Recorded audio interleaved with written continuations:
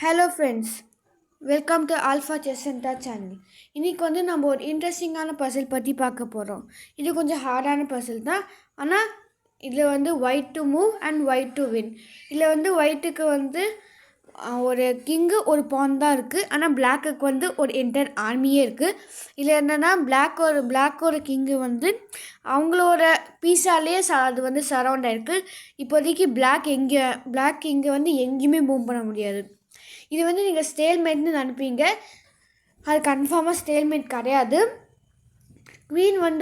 குவீனுக்கு ஒரே ஒரு ஸ்கொயர் தான் இருக்குது, அது ஃப்ரீயாக இருக்குது. ஸோ அங்கங்கே குவீன் மூவ் ஆகும்.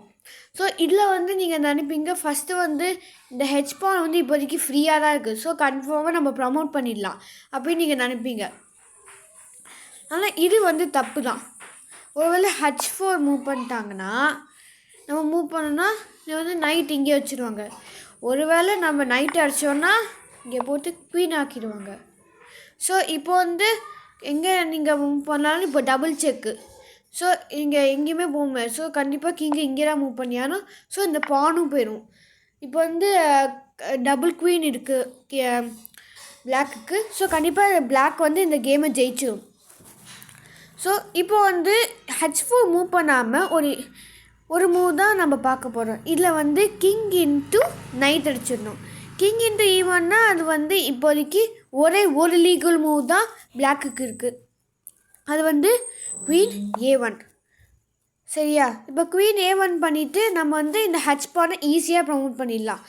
அந்த குவீன் எங்கேயுமே போக முடியாது. ஏன்னா அதோட பீஸாலே அது சரௌண்ட் ஆகிருக்கு, நல்லா பிளாக் ஆகிருக்கு. ஸோ இந்த H பானை நீங்கள் H4 தான் மூவ் பண்ணுவீங்கன்னு நினச்சிங்க. பட் தப்பு. இது முதல்ல H3 தான் மூவ் பண்ணோம். H4 மூவ் பண்ணால் ஈஸியாக நம்ம போய் ப்ரமோட் பண்ணிடலாமே அப்படின்னு நீங்கள் நினைப்பீங்க. ஆனால் தப்பு. முதல்ல நம்ம H3 தான் மூவ் பண்ணோம். ஏன் H3 மூவ் பண்ணோம் நான் உங்களுக்கு அப்புறமா சொல்கிறேன். இதில் next move queen A2, H4, queen A1, H5, queen A2, H6, queen A1, H7, queen A2. இதில் நம்ம ப்ரமோஷன் ஸ்கொயருக்கு வந்துட்டோம். நீங்கள் நினைப்பீங்க இது கண்டிப்பாக ப்ரமோஷன் பண்ணும்போது நம்ம குவீன் தான் இருப்போம். எப்போ என்ன பண்ணாலும் நம்ம கண்டிப்பாக குவீன் தான் இருப்போம், என்ன பொசிஷன் இருந்தாலும். ஸோ இந்த பொசிஷன் நம்ம குவீன் எடுக்க மாட்டோம். குவீன் எடுக்காமல் வெறும் நைட்டை மட்டும்தான் இருப்போம். இந்த நைட்டை வச்சு தான் நம்ம மேட்டே பண்ண போகிறோம். ஏன்னா இப்போ நம்ம குவீன் எடுத்துட்டா எங்கேயுமே இப்போதைக்கு குவீனால் எங்கேயுமே போக முடியாது. இப்போ குவீன் A1னா இங்கே தானே வைக்க முடியும். ஸோ நெக்ஸ்ட்டு இங்கேனா இந்த பான் அடிப்பாங்க இல்லையா? இங்கேனா இந்த பான் அடிப்பாங்க. ஸோ இந்த பிளாக் கிங் நல்லா சப்போர்ட்டோடு இருக்குது. ஸோ கண்டிப்பாக மேட் பண்ண முடியாது. என்ன பண்ணாலும் இப்போ குவீன் A1 வந்துடும். ஸோ இந்த ரூக்குக்கு சப்போர்ட் கிடச்சிது. ஸோ நம்மளால் மேட்டே பண்ண முடியாது. அதுக்காக தான் நம்ம H8 குவீன் எடுக்காமல் நம்ம நைட் எடுக்கிறோம். இதில் செக்மேட் பண்ணுறதுக்கு நமக்கு 4 வழி இருக்குது. ஃபஸ்ட்டு வழி A2 நம்ம போய் செக்மேட் பண்ணலாம். ஆனால் இங்கே A2ல் குவீன் நல்லா ப்ரொடெக்டாக இருக்குது. A2 ஸ்கொயரை நல்லா ப்ரொடெக்ட் பண்ணியிருக்கு குவீனு. அதுவே நம்ம A2 வரணுன்னா முதல்ல C3க்கு வந்தானோ, எப்பயோ C3க்கு இல்லைன்னா B4க்கு வந்தானோ. எப்பயோ அந்த C3யும் B4ம் ரூக்கால் நல்லா கண்ட்ரோல் ஆகிருக்கு. அப்புறமா B4 ரூக்காலேயும் பிஷப்பாலேயும் கண்ட்ரோல் ஆகிருக்கு. அப்புறமா C3 ரூக்காலேயும் நைட்டாலேயும் கனெக்ட் ஆகிருக்கு. ஸோ இங்கே நம்மளால் மேட் பண்ண முடியாது. இன்னொரு மேட் E2ல் நம்மளால் மேட் பண்ண முடியும். ஆனால் இங்கே ஒரு சப்போர்ட் இருக்குது. இந்த பானுக்கு ரூக்கோட சப்போர்ட்டும் பிஷப்போட சப்போர்ட்டும் இருக்குது. ஸோ இங்கேயும் மேட் பண்ண முடியாது. நெக்ஸ்ட் என்னென்னா D3. இங்கே D3ல் ரூக்கு வச்சு சப்போர்ட்டில் இருக்குது. ஸோ இங்கேயும் மேட் பண்ண முடியாது. லாஸ்ட்டாக ஒரே ஒன்று தான் இருக்குது. அது B3. இப்போ B3 இருக்குல்ல, B3 தான் நம்ம டார்கெட் பாயிண்ட். இப்போ குவீன் அதுக்கு B3க்கு சப்போர்ட்டாக இருக்குது. ஒருவேளை குவீன் A1ல் இருந்துன்னா அது மேட் ஆகிடும். ஒருவேளை குவீன் வந்து A2லேயே இருந்தால் மேட் ஆகாது. ஸோ இது அப்படியே தான் போயிட்டுருக்கோம். நெக்ஸ்ட்டு வந்து குவீன் A1. இப்போ வந்து ஃபஸ்ட்டு நம்ம என்ன பண்ணோம்னா முதல்ல இந்த C5 பானை அடிச்சுட்டு அப்புறமா C4 பானை அடிச்சுட்டு அப்புறமா தான் நம்ம வந்து இந்த ரூக் அடித்து மேட் பண்ண வரணும். அப்படி தான் பண்ணோம். ஏன்னா இப்போ என்ன தெரியுமா பண்ணோம், இப்போ வந்து B3 வந்து பண்ணால் இந்த பானோட சப்போர்ட்டும் அதுக்கு இருக்குது. ஸோ இப்போ நம்ம வந்து நேராக B3 வந்தால் அப்படியே இந்த பான் வந்து நைட் அடிச்சிடும். ஸோ இந்த மூவ் வந்து பண்ண முடியாது. ஸோ நெக்ஸ்ட்டு வந்து நைட் F7.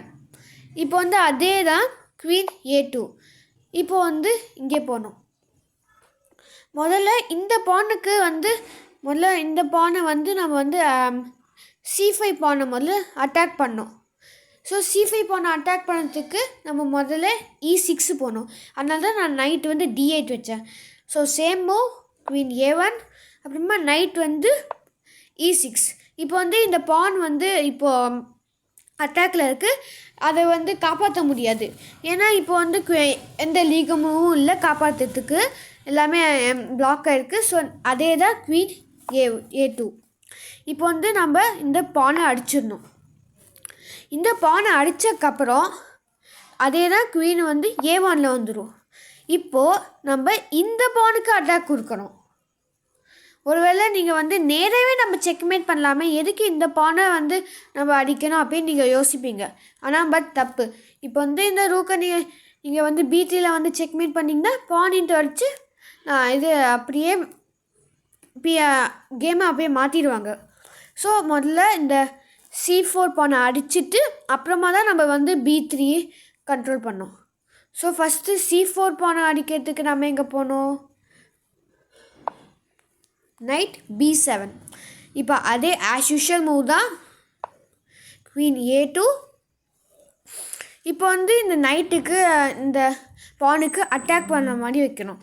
இப்போ வந்து நைட்டு வந்து D6 வைக்கலாம், இல்லைன்னா நைட்டு வந்து A5லேயும் வைக்கலாம். ஸோ அது நம்ம இஷ்டம். நான் வந்து A5ல் வைக்கிறேன். A5ல் வச்சா திரும்ப அதே மூவ் தான் இங்கே வரும். ஸோ நெக்ஸ்ட்டு வந்து நான் இங்கே அடிக்கிறேன். அப்புறமா ஸோ இப்போ வந்து B3 ஸ்கொயர் வந்து நம்ம இது பண்ணலாம். ஸோ அதே மூவ். ஸோ இப்போ வந்து நம்ம பிஷப் அடிக்கக்கூடாது, பானியும் அடிக்கக்கூடாது, இந்த ரூக்கையும் அடிக்கக்கூடாது. அப்புறமா இப்போ வந்து நம்ம இந்த B3 ரூக்குக்கு நம்ம அட்டாக் கொடுக்கணும். இப்போ வந்து நைட்டு A5. இப்போ என்ன பண்ணாலும் அந்த ரூக்கை செக்மேட்டால் தடுக்க முடியாது. ஸோ இப்போ வந்து கண்டிப்பாக குவீன் வந்து A1ல் தான் வந்தாலும். So night into B3 it's a checkmate.